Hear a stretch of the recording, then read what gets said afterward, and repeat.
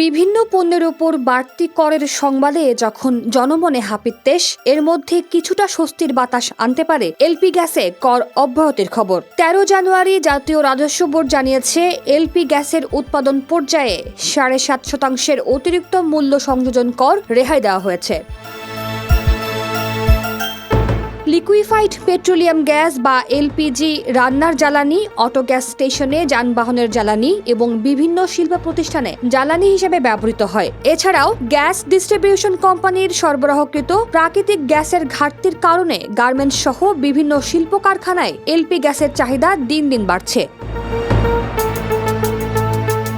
এই পরিস্থিতি বিবেচনায় এলপি গ্যাসের উৎপাদন ও ব্যবহারে সহজলভ্যতা নিশ্চিত করতে জাতীয় রাজস্ব বোর্ড এলপি গ্যাসের উৎপাদন পর্যায়ে 7.5% অতিরিক্ত মূল্য সংযোজন কর মওকুফ করেছে।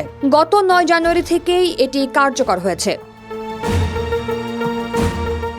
এলপিজির ওপর কর বাড়ালে বাসাবাড়িতে রান্নার গ্যাসের খরচ, যানবাহনের অটো গ্যাস ব্যবহারের ব্যয় এবং গার্মেন্টস সহ বিভিন্ন শিল্প কারখানার উৎপাদন খরচ বৃদ্ধি পেত। পাশাপাশি হোটেল, রেস্টুরেন্ট সহ বিভিন্ন ব্যবসায়িক প্রতিষ্ঠানের পরিচালনার ব্যয়ও বেড়ে যেত।